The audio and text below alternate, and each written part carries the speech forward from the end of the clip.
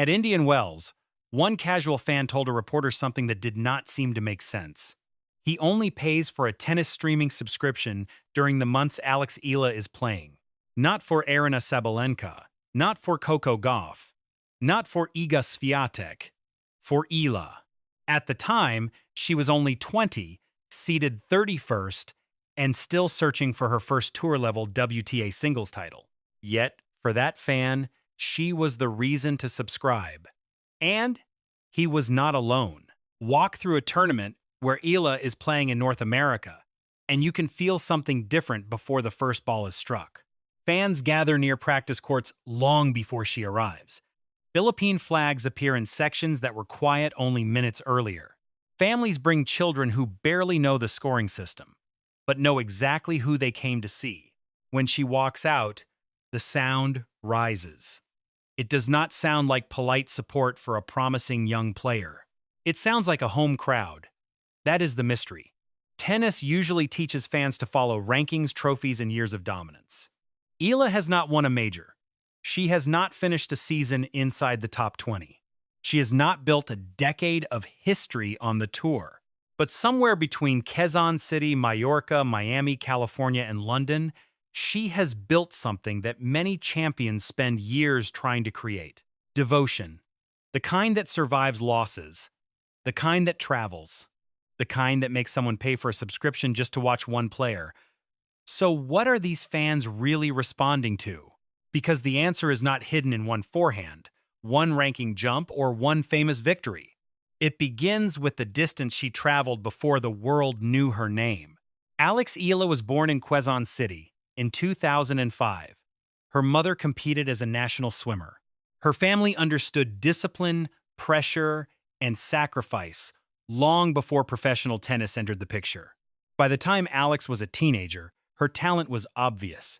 But talent alone could not bring elite tennis to her doorstep. So at 13, she left home. Not for a short camp, not for one tournament.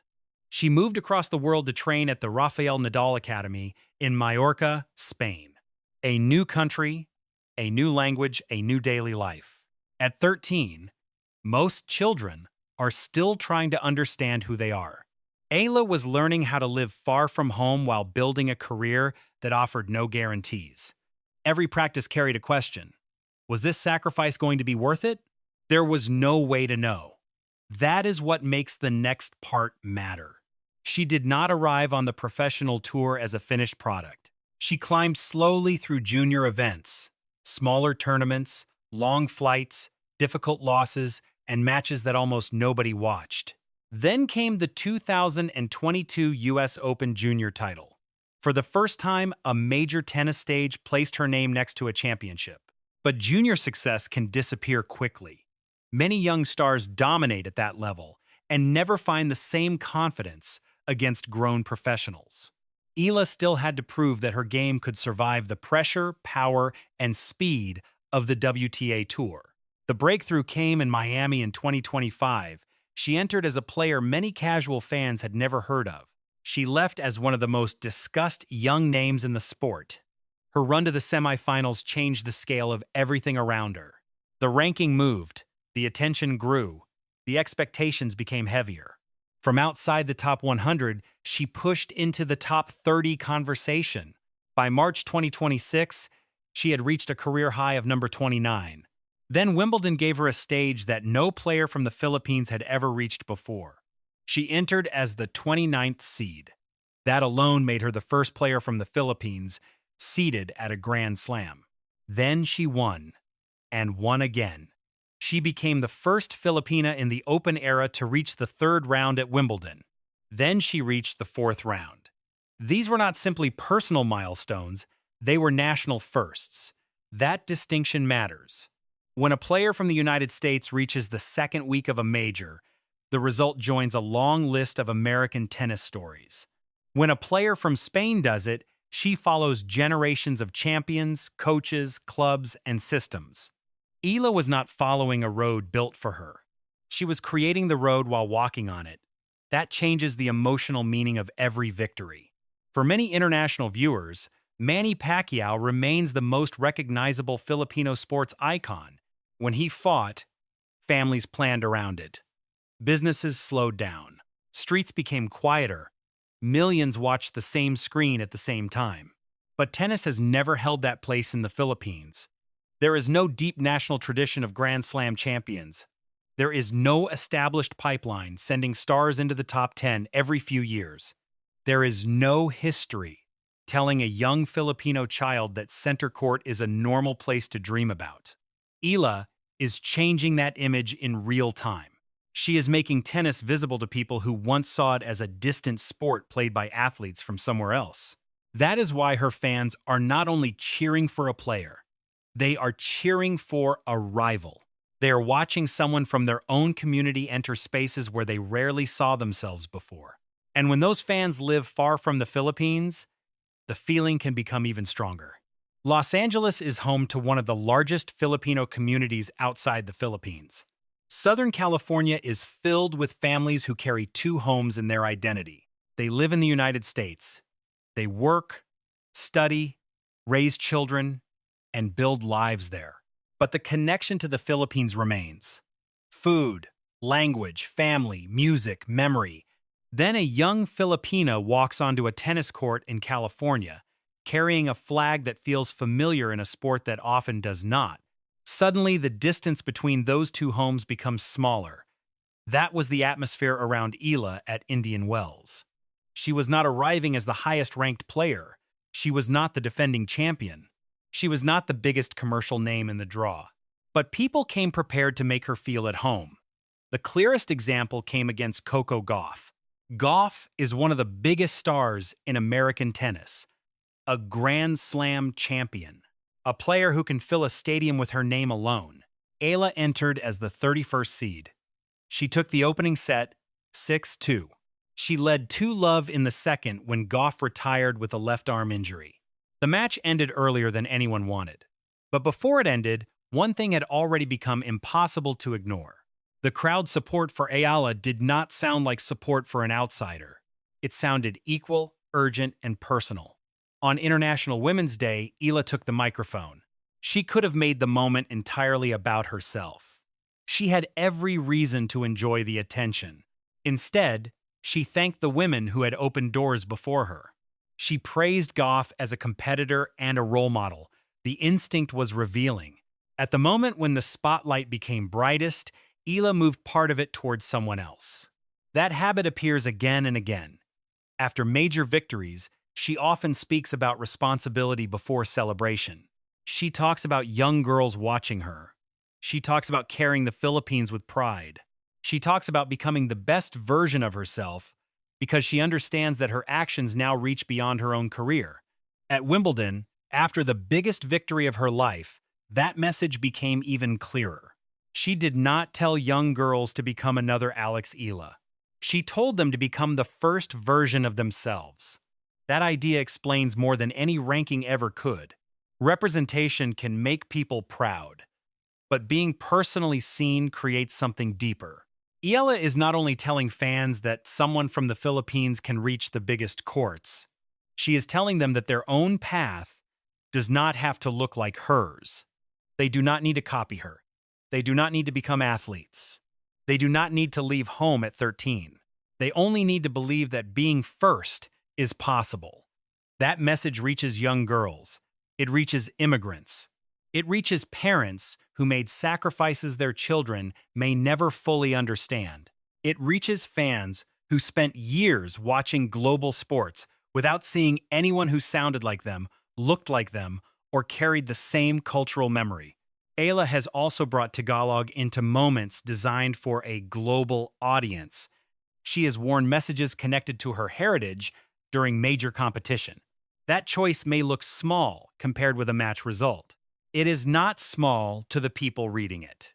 For a Filipino fan watching from Manila, California, Toronto, or London, a familiar word on the clothing of a Grand Slam player can feel like proof.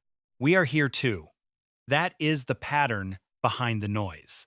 Fans are not only rewarding her for winning, they are responding to the way she shares the meaning of those wins. She keeps returning the moment to the people who helped create it. Her family, her team, The Philippines, the women who came before her, the young girls who may come after her. This is why her following feels larger than her resume. The relationship is not built only on results. It is built on recognition. And recognition does not disappear when the scoreboard turns against you. Wimbledon proved that.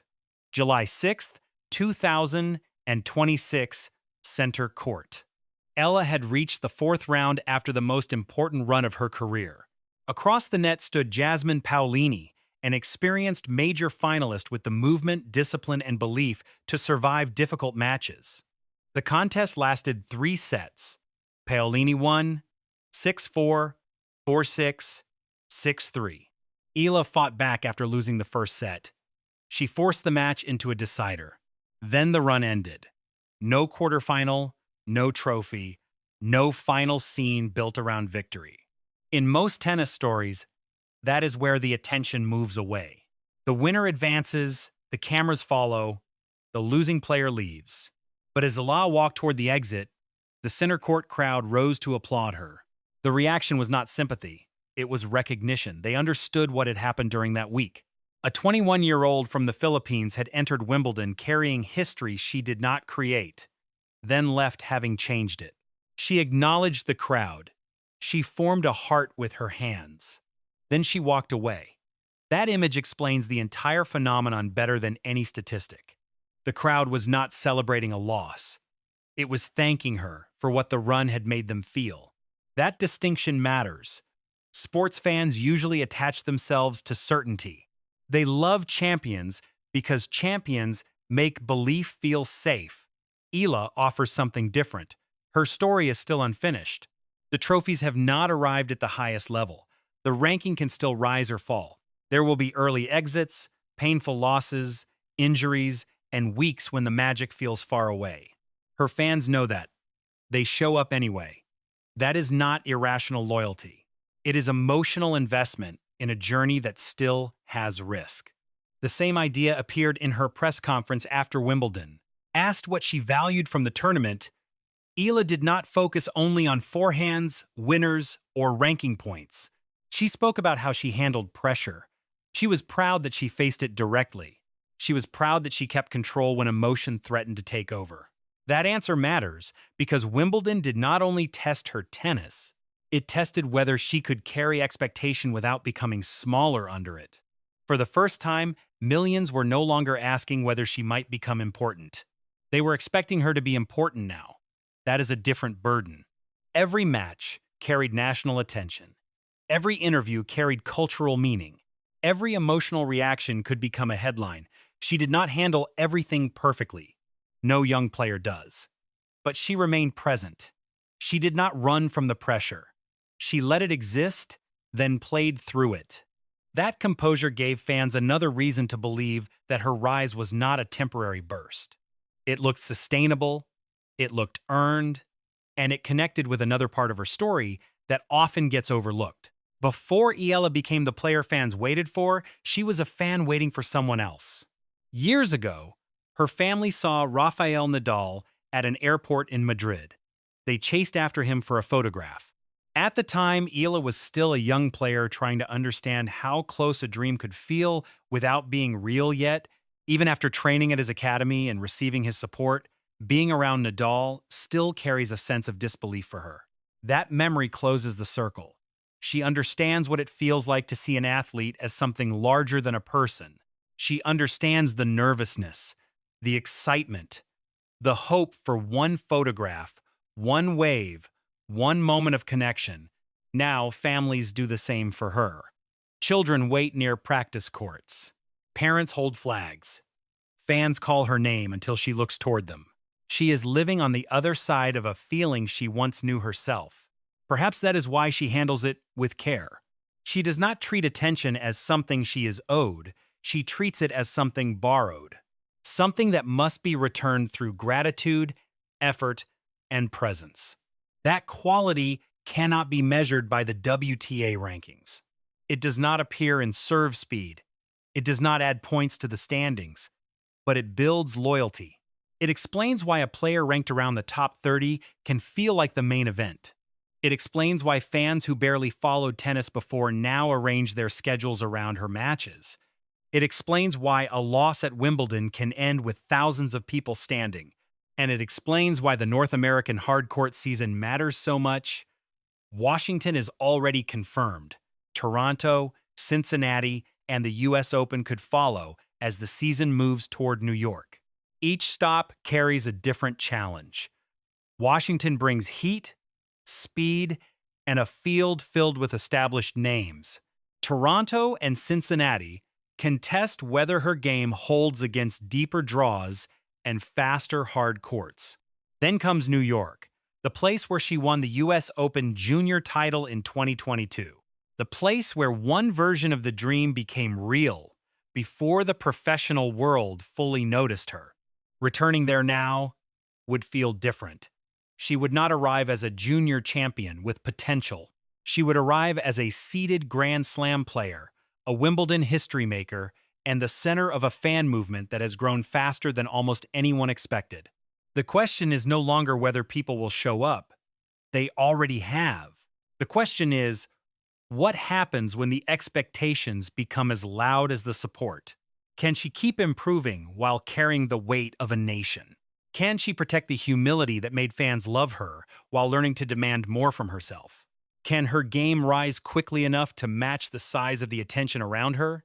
Those questions are real. They should be. A powerful story does not need guaranteed success. It needs stakes. Eala has them now. The rankings matter. The titles matter. The wins against elite players matter. But none of those fully explains why this feels larger than another promising career. The deeper answer goes back to that fan at Indian Wells. He was not paying to watch a number, he was paying to feel connected to a story. A story about sacrifice, a story about distance, a story about carrying home into places where home once felt invisible, a story about becoming the first without demanding that everyone else become the next. That is what Alex Eala has built before winning the biggest trophies. She has built meaning. And meaning travels farther than a ranking. It survives defeat. It survives long flights, difficult draws, and quiet weeks. It turns side courts into home courts. It turns strangers into a community. It turns one young player into proof that a sport can belong to people who once watched from the outside. This is why the Alex Eala effect feels real. Not because every crowd will belong to her. Not because every tournament will end in history. Not because one player can carry an entire nation forever. It feels real because people have already changed their behavior for her. They buy subscriptions, they travel, they bring flags, they teach their children her name, they stand after losses. That is not hype waiting to become loyalty. That is loyalty waiting for the trophies to catch up. And now the story moves back across North America. The same communities that welcomed her in California will have more chances to be heard. The courts will become bigger. The opponents will become more prepared. The pressure will become harder to ignore. But the sound around her may become louder too. Not because fans expect perfection, because they recognize themselves in the attempt. Alex Eala is no longer trying to prove that she belongs on these stages. She has already done that. Now she is showing tennis what can happen when an entire community begins to believe that it belongs there with her.